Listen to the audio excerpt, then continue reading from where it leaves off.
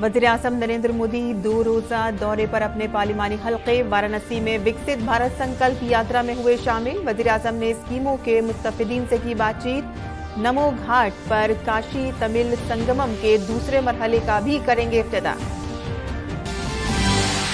वज़ीर-ए-आज़म नरेंद्र मोदी ने गुजरात में सूरत हवाई अड्डे की नई मरबूत टर्मिनल इमारत कौम के नाम की वक्फ। टर्मिनल की इमारत 1200 घरेलू और 600 बैनुल-अक़वामी मुसाफिरों को सहूलत फराहम करेगी। हवाई अड्डे की गुंजाइश 3000 मुसाफिरों तक बढ़ाने का है मंसूबा।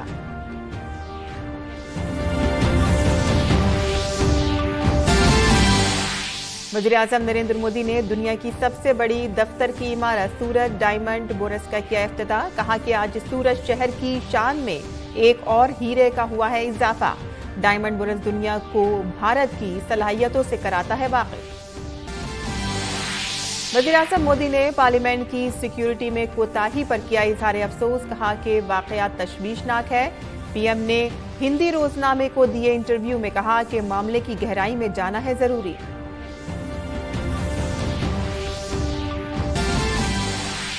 तमिलनाडु और केरल के मुख्तलिफ मकामात पर पीर तक मूसलाधार बारिश का सिलसिला जारी रहने का है इम्कान। शुमाली हिंद की रियासतों में दर्जे हरारत में मुसलसल कमी दर्ज। जम्मू कश्मीर में शदीद बर्फबारी से सयाहों ने उठाया खूब लुत्फ।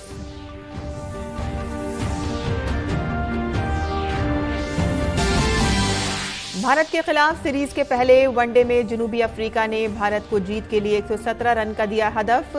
अर्शदीप और आवेश की जबरदस्त गेंदबाजी से पूरी अफ्रीकी टीम 116 रन पर पवेलियन लौटी। खेलो इंडिया पैरा गेम्स का पहला एडिशन आज हो रहा है खत्म। 1 हफ्ते तक जारी रहने वाले इन गेम्स में नौजवान खिलाड़ियों ने जौहर का किया मुजाहिरा। हरियाणा सबसे ज्यादा तमगे जीतकर सर-ए-फहरिस्त रहा।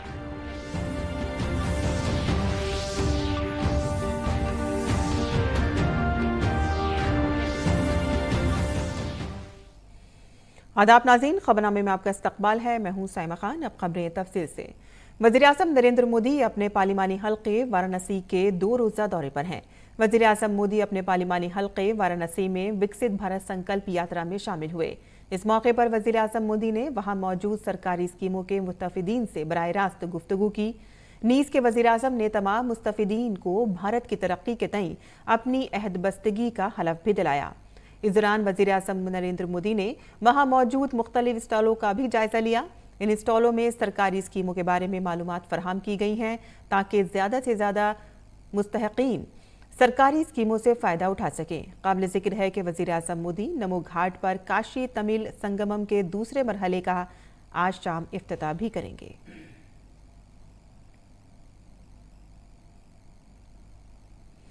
वज़ीर-ए-आज़म नरेंद्र मोदी ने अपने दौरे गुजरात के दौरान सूरत में डायमंड बोरस का इफ्तिताह किया और हवाई अड्डे की नई मरबूत टर्मिनल इमारत को भी कौम के नाम वक्फ किया। पीएम मोदी ने इस दौरान मुनक़िद प्रोग्राम से भी खिताब किया और कहा कि सूरत हवाई अड्डे पर नए तामीर शुदा टर्मिनल के साथ इसकी हैसियत एक बैनुल-अक़वामी हवाई अड्डे की हो गई है और इससे सूरत की हीरो और टेक्सटाइल की सनतों को बहुत फ़ायदा पहुँचेगा। बैनुल-अक़वामी हीरो और जेवरात की तिजारत के लिए दुनिया के सबसे बड़े और जदीद मरकज सूरत डायमंड बोरस का इफ्तिताह वज़ीर-ए-आज़म नरेंद्र मोदी ने किया। इसे कच्चे और पॉलिश हीरो के साथ साथ जेवरात की तिजारत के लिए एक आलमी मरकज के तौर पर फरोग दिया गया है। यहाँ एक ही जगह पर दरामद और बरामद के तबादले के लिए जदीद तरीन custom clearance house, retail jewellery के कारोबार के लिए ज्वेलरी मॉल और बैनुल-अक़वामी बैंकिंग और महफूज वॉलेट की सहूलियात शामिल होंगी। रॉ डायमंड हो, पॉलिश डायमंड हो, लैब ग्रोन डायमंड हो या फिर बनी बनाई ज्वेलरी, आज हर प्रकार का व्यापार एक ही छत के नीचे संभव हो गया है। कामगार हो, कारीगर हो, व्यापारी हो, सबके लिए Surat diamond bourse one stop centre है। यहां इंटरनेशनल बैंकिंग और सुरक्षित वॉल्ट की सुविधा है। यहां रिटेल ज्वेलरी बिजनेस के लिए ज्वेलरी मॉल है। सूरत की डायमंड इंडस्ट्री पहले से ही 8 लाख से अधिक लोगों को रोजगार दे रही है। अब सूरत डायमंड बोर्ड से भी 1.5 लाख साथियों को रोजगार मिलने वाला है। भारत की हिमायत में बने आलमी साजगार माहौल का असर सनतों की तरक्की पर भी पड़ रहा है। पीएम मोदी ने कहा कि पूरी दुनिया में भारत का चर्चा हो रहा है और मेड इन इंडिया आज एक मजबूत ब्रांड बन गया है। हुकूमत इस बात को यकीनी बनाने की कोशिश कर रही है कि मुल्क की बरामद रिकॉर्ड बुलंदी तक पहुंच जाए, जिसमें सूरत की डायमंड इंडस्ट्री भी अहम रोल अदा कर सकती है। हम देश के एक्सपोर्ट को भी रिकॉर्ड ऊंचाई पर ले जाने के लिए काम कर रहे हैं। अभी डायमंड ज्वेलरी के एक्सपोर्ट में भारत बहुत आगे है। सिल्वर कट डायमंड और लैब ग्रोन डायमंड में भी हम अग्रणी हैं। लेकिन अगर पूरे जेम ज्वेलरी सेक्टर की बात करें तो दुनिया के टोटल एक्सपोर्ट में भारत का शेयर सिर्फ 3.5% है। सूरत अगर ठान ले तो बहुत ही जल्द जेम्स ज्वेलरी एक्सपोर्ट में डबल डिजिट में आ सकते हैं। और मैं आपको गारंटी देता हूं, आपके हर प्रयास में सरकार आपके साथ खड़ी है। पीएम मोदी ने सूरत हवाई अड्डे के नए मरबूत टर्मिनल भवन को भी तोहफे में दिया। ये इमारत 1200 घरेलू मुसाफिरों और 600 बैनुल-अक़वामी मुसाफिरों की बैक वक्त गुंजाइश रखता है और मसरूफ औकात में ये गुंजाइश 3000 मुसाफिरों तक बढ़ सकती है। टर्मिनल की इमारत एक तरह से सूरत शहर का गेटवे है, इसलिए इसे मकामी सकाफत और विरसे को जहन में रखते हुए डिजाइन किया गया है। सूरत से दुबई की फ्लाइट आज से शुरू हो रही है। बहुत जल्द हांगकांग के लिए भी फ्लाइट शुरू होगी। गुजरात में अब 3 इंटरनेशनल एयरपोर्ट हो गए हैं। इससे डायमंड के अलावा यहां की textile industry, tourism industry, education और स्किल सहित हर सेक्टर को लाभ होगा। इससे पहले लोगों ने पीएम मोदी का शानदार इस्तकबाल किया। सड़कों पर जमा होने वाला हुजूम वजीर आज़म की एक झलक देखने के लिए बेताब था। पीएम मोदी ने भी अपने मखसूस अंदाज में लोगों को मुबारकबाद दी। Bureau report, DD news Urdu खबरें।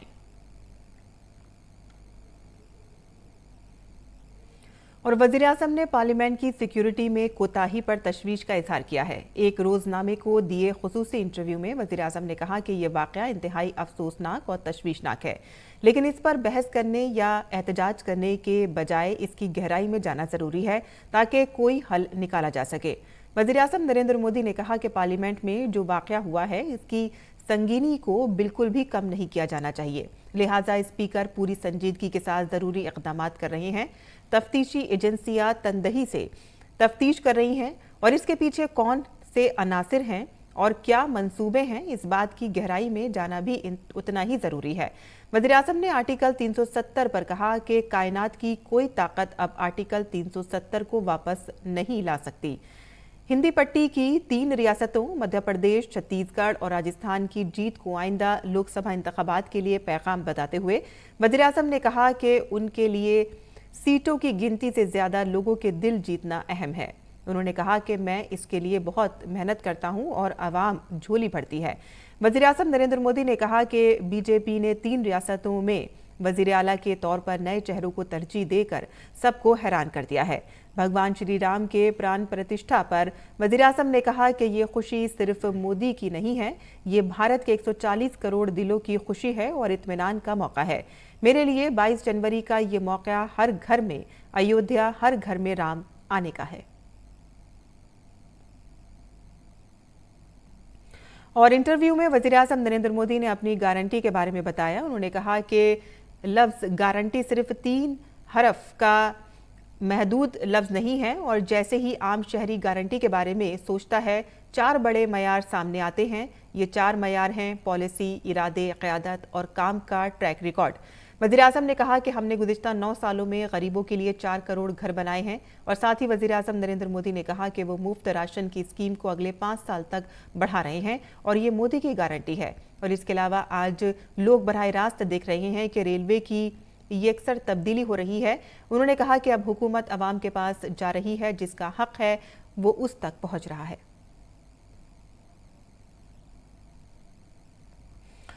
छत्तीसगढ़ में बीजेपी एमएलए राम विचार नेताम ने आज प्रोटेम स्पीकर के तौर पर हलफ लिया।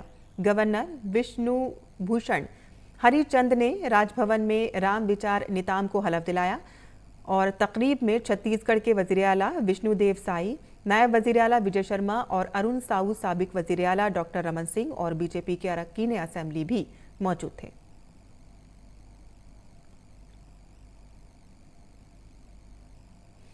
महाराष्ट्र के नागपुर में वाक़े बाजार गांव में एक बड़ा धमाका हुआ है। सोलर एक्सप्लोसिव कंपनी में धमाके से 9 अफराद की मौत और 3 अफराद जख्मी हो गए हैं। जख्मियों को अस्पताल में दाखिल कराया गया। पुलिस और फायर ब्रिगेड की टीमें इमदादी काम में मसरूफ हैं। धमाका इतना जबरदस्त था कि इसकी आवाज़ दूर दूर तक सुनाई गई और महाराष्ट्र के नायब वजीर आला देवेंद्र फडणवीस ने हादसे पर अफसोस का इजहार किया है। उन्होंने कहा कि रियासती हुकूमत सूरत हाल पर मुसलसल नजर रखे हुए है। रियासती हुकूमत ने मरने वालों के लवाहिकीन को 5 लाख रुपए की इमदादी रकम देने का ऐलान किया है। उत्तर प्रदेश के वजीर आला योगी आदित्यनाथ ने लखनऊ में पीएसी के यौम तासीस पर मुनक़िद प्रोग्राम से खिताब किया। 2001 में पार्लियामेंट पर हमले में उत्तर प्रदेश के पीएसी के जवानों की बहादुरी का जिक्र करते हुए योगी ने कहा कि पीएसी के जवानों की बहादुरी की वजह से हमले को नाकाम बनाने में कामयाबी मिली। जब देश की संसद में हमला हुआ था सन 2001 में, उस समय उत्तर प्रदेश पीएसी के जवानों के पराक्रम के कारण उस हमले को निष्फल करने में सफलता प्राप्त हुई थी। उन सभी हमलावरों को और बहादुर जवानों ने अपने शौर्य और पराक्रम से मार गिरा करके उनके मंसूबों पर पानी फेरने का काम किया था। नायब सदर जमहूरिया जगदीप धनखड़ ने उत्तर प्रदेश की राजधानी लखनऊ के राजाजीपुरम में अटल सेहत मेले का इफ्तिताह किया। इस मौके पर उन्होंने साबिक वजीर आज़म अटल बिहारी वाजपेयी का जिक्र करते हुए कहा कि अगर आज अटल जी होते तो भारत दुनिया की 5वीं मईशत के तौर पर खड़ा होता। नायब सदर जमहूरिया ने उम्मीद जाहिर की है कि आने वाले वक्त में भारत दुनिया की 3री मईशत बन जाएगा, लेकिन इसके लिए हमें सेहतमंद रहना होगा और सेहतमंद तर्ज जिंदगी गुजारने की आदत को अपनाना होगा। उन्होंने कहा कि आयुष्मान भारत स्कीम चलाना एक बड़ा काम है और हर खानदान में बैतुल खला होना एक बड़ी कामयाबी है। नायब सदर जमहूरिया ने कहा कि बदउनवानी जैसी बड़ी बीमारी को खत्म कर दिया गया है और कानून सब पर यकसा नाफिज हो रहा है। हिंदुस्तान अब किसी दूसरे मुल्क के नजरिए का मोहताज नहीं रहा और खुद फैसला लेता है। आपका स्वास्थ्य तभी ठीक रहेगा जब आपकी शासन व्यवस्था ठीक रहेगी। शासन व्यवस्था यदि अगर ठीक नहीं है, कानून व्यवस्था कमजोर है, पारदर्शिता उसमें नहीं है, सुचिता नहीं है, तो स्वास्थ्य पर बड़ा भारी कुप्रभाव पड़ता है। आज के दिन बदलाव देखिए। तकनीकी का उपयोग इतना जबरदस्त हुआ है कि जो कहते थे दिल्ली से 1 रुपया भेजते हैं, उसका 10% भी नहीं पहुंचता है। आज के दिन खरा 100% पहुंचता है। हफ्ते को इंदौर में विकसित भारत संकल्प यात्रा को हरी झंडी दिखाकर रवाना किया गया। इस दौरान वजीर आज़म का वर्चुअल खिताब भी सुना गया। इस मौके पर एक मेला भी लगाया गया जिसमें मुख्तलिफ स्कीमों के स्टॉल्स लगाए गए, जिसमें मुस्तफिदीन को स्कीम से मुताल्लिक मालूमात फराहम की गई। इस प्रोग्राम में बीजेपी के सीनियर लीडर और एमएलए कैलाश विजयवर्गीय, इंदौर के एमपी शंकर लालवानी, मेयर पुशिया मित्रा, भार्गव और मकामी अवामी नुमाइंदे मौजूद थे। कैलाश विजयवर्गीय जी हमारे साथ मौजूद है। विकसित भारत यात्रा की शुरुआत हो चुकी है। कैलाश जी, बड़ा महत्वाकांक्षी योजना है ये, देखा जाए तो पूरी यात्रा है, गरीबी दूर करने को लेकर प्रधानमंत्री की कितनी महत्वपूर्ण साबित होगी ये मध्य प्रदेश? देखिए, ये वे लोग जो अशिक्षित हैं, जो योजनाओं के बारे में नहीं जानते हैं, उनके लिए एक बहुत बड़ा महायज्ञ है। मोदी जी ने इस यात्रा के माध्यम से उन सब समझदार लोगों के लिए आहुति देने का एक आह्वान किया है कि राजनीतिक कार्यकर्ता तो जाएंगे ही, पर सामाजिक कार्यकर्ता जो वास्तव में जानते हैं कि सरकार की ये योजना है और ये व्यक्ति हकदार है, हमारे यहाँ ड्राइवर है, हमारे यहाँ काम करने वाला है, वो यदि उसको योजना का लाभ मिला कि नहीं मिला उसको दिलाना चाहिए। ये कुल मिलाकर गरीब की गरीबी दूर करने का एक बहुत बड़ा आंदोलन है और मैं विकसित भारत हमारा संकल्प, ये जो प्रधानमंत्री जी का है, इसका मैं स्वागत करता हूँ, अभिनंदन करता हूँ और लोगों से निवेदन करना चाहता हूँ कि ज़्यादा से ज़्यादा इस यात्रा का लाभ हितकारी को दिलवाएं। 13.5 करोड़ लोग गरीबी की रेखा के ऊपर आए हैं, ये बहुत बड़ी बात है। पर आज़ादी के बाद इतनी बड़ी संख्या में लोगों की गरीबी दूर हुई है, इसमें मोदी जी की जो गरीब कल्याण की योजना है उसकी महत्वपूर्ण भूमिका है। बहुत बहुत शुक्रिया। कैलाश विजयवर्गीय जी हमारे साथ मौजूद थे। वरिष्ठ नेता है भारतीय जनता पार्टी। यात्रा की शुरुआत की अगर बात की जाए तो उसमें वो इंदौर में एक कार्यक्रम में शामिल हुए थे। Aditya Shrivastava, DD News, Indore. और इंदौर में दिव्यांग खवातीन 4 व्हीलर स्कूटर मिलने के बाद बहुत खुश नजर आई। मुस्तफिदीन ने विकसित भारत संकल्प यात्रा के दौरान डीडी न्यूज़ के साथ अपने तजर्बात का इश्तराक किया। विकसित भारत संकल्प यात्रा मध्य प्रदेश में शुरू हो चुकी है और तमाम हितग्राही जो पात्र हितग्राही हैं उनको लाभ मिलने भी शुरू हो चुके हैं। ये देखिए तमाम वो महिलाएं हैं जिनको स्कूटी मिली है। स्कूटी मिली, आपको कैसा लग रहा है? बहुत अच्छा लग रहा है। बहुत खुशी हुई कि सरकार ने हम लोगों के लिए भी सोचा कुछ विकलांगों के लिए। और मैं जाती थी, प्राइवेट जॉब करती हूँ स्कूल में, तो बहुत दिक्कत होती थी आने जाने में मुझे। तो मैंने कलेक्टर साहब से अपील की तो उन्होंने मेरी वो समझी परेशानी है और मुझे गाड़ी प्रदान की। उनके लिए बहुत बहुत धन्यवाद। बहुत जीवन आसान हो जाएगा सर। जॉब पे जाते थे बहुत परेशानी आती थी, तो वो स्कूटी मिलने से बहुत राहत मिल जाएगी। दिक्कत नहीं आएगी हमको भी अब जाने करने में। बहुत अच्छी सुविधा है, अच्छा करा सरकार ने। बहुत अच्छा लग रहा है मुझे। हाँ, और आसान हो जाएगी। हाँ और आसान हो जाएगी क्योंकि हम रेडीमेड का काम करते हैं तो आने जाने में अब प्रॉब्लम नहीं होगी हमें। बहुत आसान हो जाएगी, आने जाने की सुविधा हो जाएगी। मतलब कोई परेशानी नहीं होगी किसी भी काम को करने में। लोग हैं जिनको स्कूटी यहाँ पर मिली है और जिंदगी अब आसान उनकी हो जाएगी। छोटी छोटी समस्याएं जो उनके सामने आती थी अब वो समस्याएं कहीं ना कहीं खत्म होंगी, ये इन महिलाओं का कहना है। इंदौर से आदित्य श्रीवास्तव, डीडी न्यूज़। और 212वें ऑफिसर्स कोर्स की मुश्तरका ग्रेजुएशन परेड का इनेकाद एयरफोर्स एकेडमी तेलंगाना में किया गया। वज़ीर दिफा राजनाथ सिंह ने परेड का जायजा लिया। वज़ीर दिफा ने तरबियत याफ्ता अफसरान को भी असनाद से नवाजा।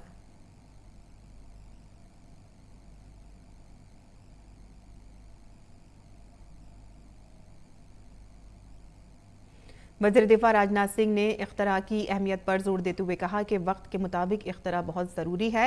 उन्होंने कहा कि इख्तरा हमें बदलते हुए हालात के मुताबिक तैयार करती है।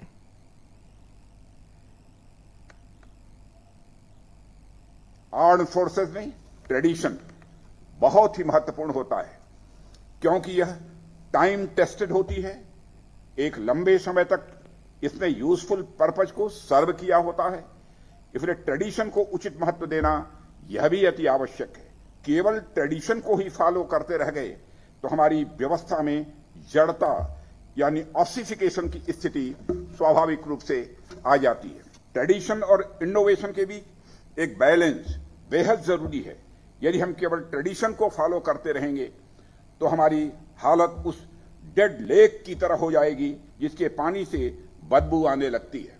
और यदि हम नदी की तरह प्रवाहमान बने रहना चाहते हैं तो हमें ट्रेडिशन के साथ साथ इनोवेशन को भी लाना होगा। बीजेपी के सीनियर लीडर और छत्तीसगढ़ के साबिक वजीर आला डॉक्टर रमन सिंह ने छत्तीसगढ़ असेंबली के स्पीकर के ओहदे के लिए पर्चा नामजदगी दाखिल किया है। इस मौके पर छत्तीसगढ़ के वजीर आला विष्णुदेव साई के अलावा साबिक वजीर आला और कांग्रेस लीडर भूपेश बघेल भी मौजूद थे। रमन सिंह ने कहा कि ये उनका फर्ज होगा कि असेंबली को बेहतर तरीके से चलाया जाए और रियासत के मफाद के लिए तमाम मसाइल ऐवान में उठाए जाएं।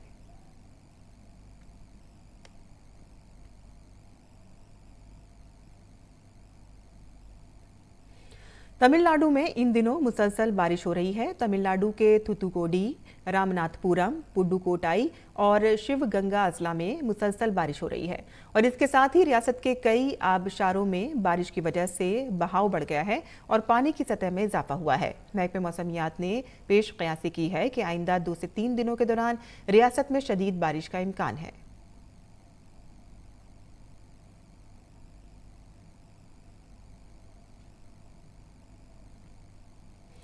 और केरल के कई इलाकों में आज मूसलाधार बारिश हो रही है। वहीं तिरुवनंतपुरम शहर के कई इलाकों में सुबह मूसलाधार बारिश हुई।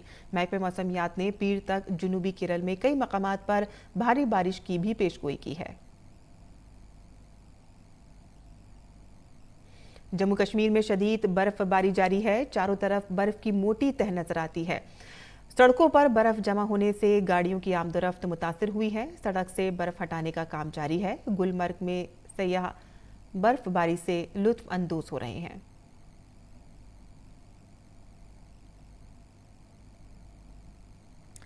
और खेल की खबरों में खेलो इंडिया पैरा गेम्स का पहला एडिशन आज दारुल हुकूमत दिल्ली में खिताम पजीर हो रहा है।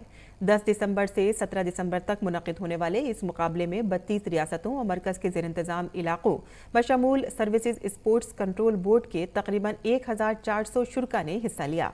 Para athletics, para shooting, para archery, para football, para badminton, para table tennis और पैरा वेट लिफ्टिंग समेत 7 इवेंट्स में पैरा एथलेटिक्स के दरमियान मेडल्स के लिए दिलचस्प मुकाबला देखने को मिला।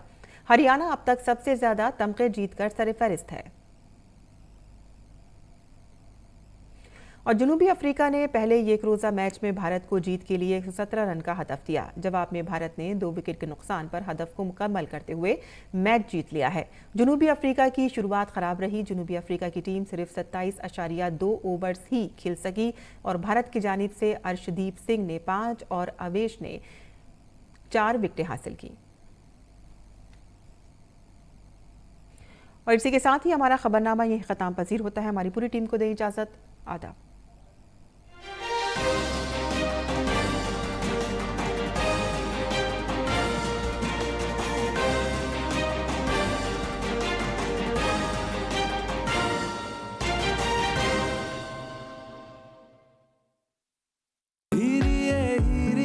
वाह मिस नौटंकी, कोई मिला नहीं और संगीत प्रैक्टिस शुरू। मिसेस नौटंकी डैड, आप बस करो मेरी शादी